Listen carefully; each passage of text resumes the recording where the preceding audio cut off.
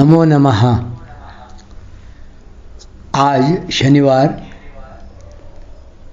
फाल्गुन शुक्ल सप्तमी विक्रम संवत 2080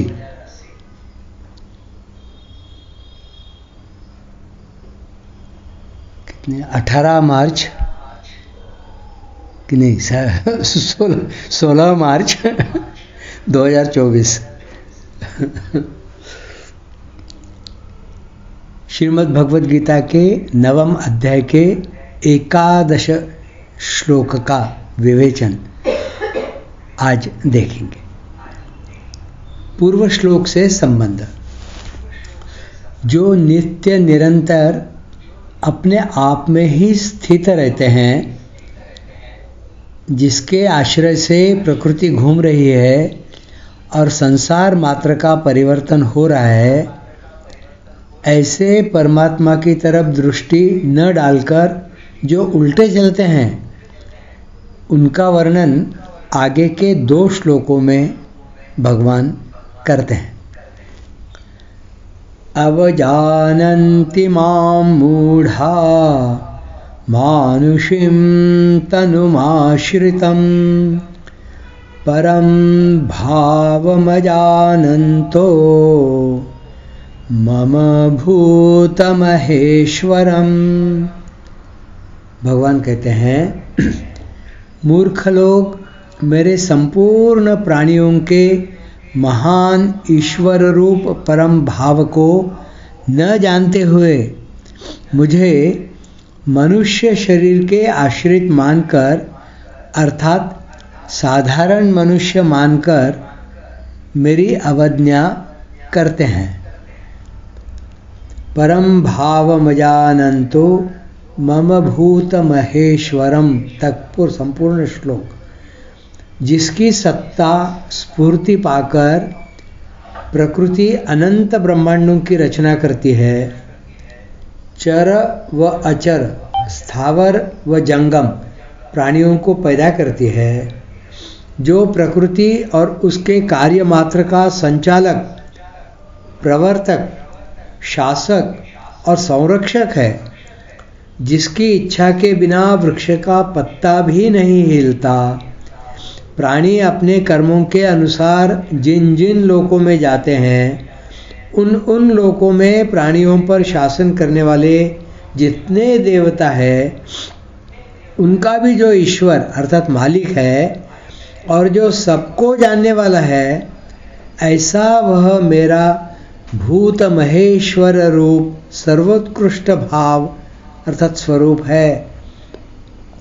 परम भावम कहने का तात्पर्य है कि मेरे सर्वोत्कृष्ट प्रभाव को अर्थात करने में, न करने में और उलट फेर करने में जो सर्वथा स्वतंत्र है, जो कर्म, क्लेश, विपाक आदि किसी भी विकार से कभी आबद्ध नहीं है, जो क्षर से अतीत और अक्षर से भी उत्तम है तथा वेदों और शास्त्रों में पुरुषोत्तम नाम से प्रसिद्ध है, ऐसे मेरे परम भाव को मूढ़ लोग नहीं जानते। इसी से वे मेरे को मनुष्य जैसा मानकर मेरी अवज्ञा करते हैं। मानुषीं तनुमाश्रितम। भगवान को मनुष्य मानना क्या है? जैसे साधारण मनुष्य अपने को शरीर, कुटुंब, परिवार, धन संपत्ति, पद, अधिकार आदि के आश्रित मानते हैं, अर्थात शरीर, कुटुंब आदि की इज्जत प्रतिष्ठा को अपनी इज्जत प्रतिष्ठा मानते हैं, उन पदार्थों के मिलने से अपने को बड़ा मानते हैं और उनके न मिलने से अपने को छोटा मानते हैं। और जैसे साधारण प्राणी पहले प्रकट नहीं थे, बीच में प्रकट हो जाते हैं तथा अंत में पुनः अप्रकट हो जाते हैं, ऐसे ही वे मेरे को साधारण मनुष्य मानते हैं। वे मेरे को मनुष्य शरीर के परवश मानते हैं और जैसे साधारण मनुष्य होते हैं, ऐसे ही साधारण मनुष्य कृष्ण है ऐसा मानते हैं। भगवान शरीर के आश्रित नहीं होते। शरीर के आश्रित तो वे ही होते हैं जिनको कर्म फल भोग के लिए पूर्वकृत कर्मों के अनुसार शरीर मिलता है, परंतु भगवान का मानवीय शरीर कर्मजन्य नहीं होता। वे अपनी इच्छा से ही प्रकट होते हैं। इच्छया तव पुषा श्रीमद् भागवत में आया है। और स्वतंत्रता पूर्वक मत्स्य, कच्छप, वराह आदि अवतार लेते हैं। इसलिए उनको न तो कर्म बंधन होता है और न वे शरीर के आश्रित होते हैं, प्रत्युत शरीर उनके आश्रित होता है। प्रकृतिम स्वामधिष्ठाय संभवामि, अर्थात वे प्रकृति को अधिकृत करके प्रकट होते हैं।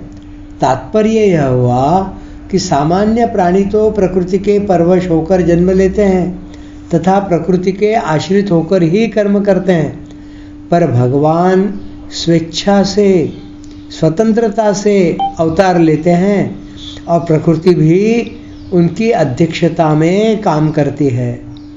मूढ़ लोग मेरे अवतार के तत्व को न जानकर मेरे को मनुष्य शरीर के आश्रित अर्थात शरण मानते हैं। अर्थात उनको होना तो चाहिए मेरे शरण, पर मानते हैं मेरे को मनुष्य शरीर के शरण। तो वे मेरे शरण कैसे होंगे? हो ही नहीं सकते। यही बात भगवान ने 7वें अध्याय में कही है कि बुद्धिहीन लोग मेरे अज व अविनाशी परम भाव को न जानते हुए मेरे को साधारण मनुष्य मानते हैं। इसलिए वे मेरे शरण न होकर देवताओं के शरण होते हैं। अवजानन्ति माम मूढ़ाः,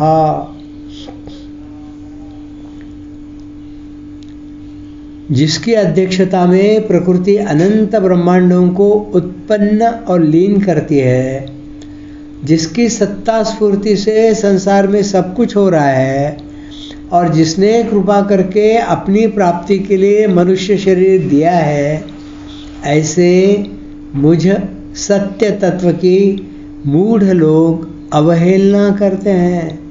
वे मेरे को न मानकर उत्पत्ति व विनाशशील पदार्थों को ही सत्य मानकर उनका संग्रह करने और भोग भोगने में ही लगे रहते हैं।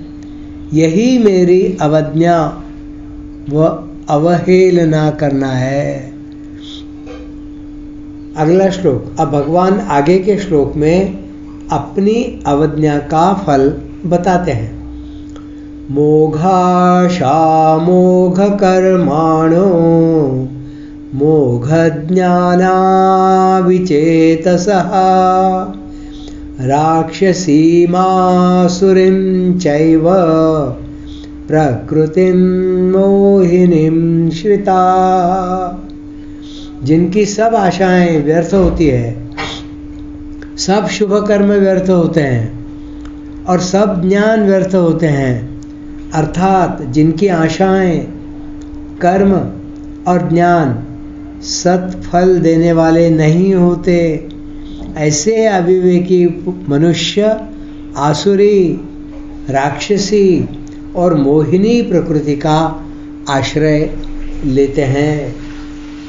मोक्षाशाह, जो लोग भगवान से विमुख होते हैं वे सांसारिक भोग चाहते हैं, स्वर्ग चाहते हैं, तो उनकी ये सब कामनाएं व्यर्थ ही होती है। कारण कि नाशवान और परिवर्तनशील वस्तु की कामना पूरी होती ही यह कोई नियम नहीं है। अगर कभी पूरी हो भी जाए तो वह टिकेगी नहीं, अर्थात फल देकर नष्ट हो जाएगी। जब तक परमात्मा की प्राप्ति नहीं होती तब तक कितनी ही सांसारिक वस्तुओं की इच्छा की जाए और उनका फल भी मिल जाए तो भी वह सब व्यर्थ ही है। मोघ कर्माण, भगवान से विमुख हुए मनुष्य शास्त्रविद कितने ही शुभ कर्म करें पर अंत में वे सभी व्यर्थ हो जाएंगे। कारण कि मनुष्य अगर सकाम भाव से शास्त्रविद यज्ञ, दान आदि कर्म भी करेंगे तो भी उन कर्मों का आदि और अंत होगा और उनके फल का भी आदि और अंत होगा। वे उन कर्मों के फलस्वरूप ऊंचे ऊंचे लोकों में भी चले जाएंगे, तो भी वहाँ से उनको फिर जन्म मरण में आना ही पड़ेगा। इसलिए उन्होंने कर्म करके केवल अपना समय बर्बाद किया, अपनी बुद्धि बर्बाद की और मिला कुछ नहीं। अंत में रीते के रीते ही रह गए। अर्थात जिसके लिए मनुष्य शरीर मिला था उस लाभ से सदा ही रीते रह गए। इसलिए उनके सब कर्म व्यर्थ निष्फल ही हैं। तात्पर्य यह हुआ कि ये मनुष्य स्वरूप से साक्षात परमात्मा के अंश हैं, सदा रहने वाले हैं और कर्म तथा उनका फल आदि अंत वाला है। अतः जब तक परमात्मा की प्राप्ति नहीं होगी तब तक वे सकाम भावपूर्वक कितने ही कर्म करें और उनका फल भोगे, पर अंत में दुख और अशांति के सिवाय कुछ नहीं मिलेगा। जो शास्त्रविहित कर्म अनुकूल परिस्थिति प्राप्त करने की इच्छा से सकाम भावपूर्वक किए जाते हैं वे ही कर्म व्यर्थ होते हैं, अर्थात सत्फल देने वाले नहीं होते। परंतु जो कर्म भगवान के लिए, भगवान की प्रसन्नता के लिए किए जाते हैं और जो कर्म भगवान के अर्पण किए जाते हैं वे कर्म निष्फल नहीं होते, अर्थात नाशवान फल देने वाले नहीं होते, प्रत्युत सत्फल देने वाले हो जाते हैं। कर्म चैव तदर्थीयम सदित्येवाभिधीयते। श्रीमद् भगवद गीता के 17वें अध्याय में यह बात आई हुई है। 17वें अध्याय के 28वें श्लोक में भी भगवान ने कहा है कि जिनकी मेरे में श्रद्धा नहीं है, अर्थात जो मेरे से विमुख हैं, उनके द्वारा किए गए यज्ञ, दान, तप आदि सभी कर्म असत होते हैं, अर्थात मेरी प्राप्ति कराने वाले नहीं होते। उन कर्मों का इस जन्म में और मरने के बाद भी, अर्थात परलोक में भी स्थायी फल नहीं मिलता, अर्थात जो कुछ फल मिलता है विनाशी ही मिलता है। इसलिए उनके वे सब कर्म व्यर्थ ही है। मोघ ज्ञानाः, उनके सब ज्ञान व्यर्थ हैं। भगवान से विमुख होकर उन्होंने संसार की सब भाषाएं सीख ली, सब लिपियां सीख ली, तरह तरह की कलाएं सीख ली, तरह तरह की विद्याओं का ज्ञान प्राप्त कर लिया, कई तरह के आविष्कार कर लिए, अनंत प्रकार के ज्ञान प्राप्त कर लिए, पर इससे उनका कल्याण नहीं होगा, जन्म मरण नहीं छूटेगा। इसलिए वे सब ज्ञान निष्फल हैं। जैसे हिसाब करते समय एक अंक की भी भूल हो जाए तो हिसाब कभी सही नहीं आता, सब गलत हो जाता है। ऐसे ही जो भगवान से विमुख हो गए हैं वे कुछ भी ज्ञान संपादन करें वह सब गलत होगा और पतन की तरफ ही ले जाएगा।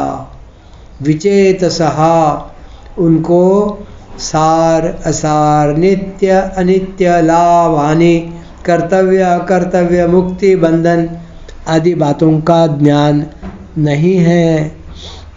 राक्षसीमासुरीं चैव प्रकृतिं मोहिनीं श्रिताः, ऐसे वे अविवेकी और भगवान से विमुख मनुष्य आसुरी, राक्षसी और मोहिनी प्रकृति अर्थात स्वभाव का आश्रय लेते हैं। जो मनुष्य अपना स्वार्थ सिद्ध करने में, अपनी कामना पूर्ति करने में, अपने प्राणों का पोषण करने में ही लगे रहते हैं, दूसरों को कितना दुख हो रहा है, दूसरों का कितना नुकसान हो रहा है, इसकी परवाह ही नहीं करते, वे आसुरी स्वभाव वाले होते हैं।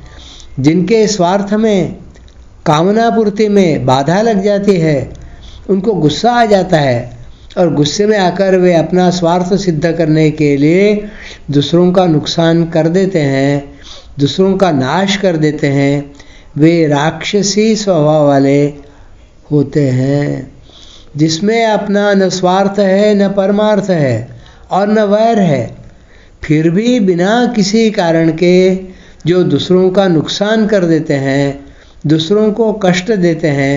जैसे उड़ते हुए पक्षी को गोली मार दी, सोते हुए कुत्ते को लाठी मार दी और फिर राजी हो गए, वे मोहिनी स्वभाव वाले होते हैं। परमात्मा से विमुख होकर केवल अपने प्राणों को रखने की अर्थात सुखपूर्वक जीने की जो इच्छा होती है वह आसुरी प्रकृति की है। ऊपर जो 3 प्रकार की प्रकृति आसुरी, राक्षसी और मोहिनी बताई गई है, उसके मूल में आसुरी प्रकृति ही है, अर्थात आसुरी संपत्ति ही सबका मूल है। एक आसुरी संपत्ति के आश्रित होने पर राक्षसी और मोहिनी प्रकृति भी स्वाभाविक आ जाती है, कारण कि उत्पत्ति व विनाशशील पदार्थों का ध्येय होने से सब अनर्थ परंपरा आ ही जाती है। उसी आसुरी संपत्ति के 3 भेद यहाँ बताए गए हैं। कामना की प्रधानता वालों की आसुरी, क्रोध की प्रधानता वालों की राक्षसी और मोह अर्थात मूढ़ता की प्रधानता वालों की मोहिनी प्रकृति होती है। तात्पर्य है कि कामना की प्रधानता होने से आसुरी प्रकृति आती है। जहाँ कामना की प्रधानता होती है वहाँ राक्षसी प्रकृति, क्रोध आ ही जाता है। कामात् क्रोधो भिजायते। और जहाँ क्रोध आता है वहाँ मोहिनी प्रकृति मोह आ ही जाता है। क्रोधात् भवति सम्मोहः। यह सम्मोह लोभ से भी होता है और मूर्खता से भी होता है। भगवान ने 2 अध्याय में यह बात कही है, कामात् क्रोधो विजायते और क्रोधात् भवति सम्मोहः। आज यहीं पर रुकते हैं।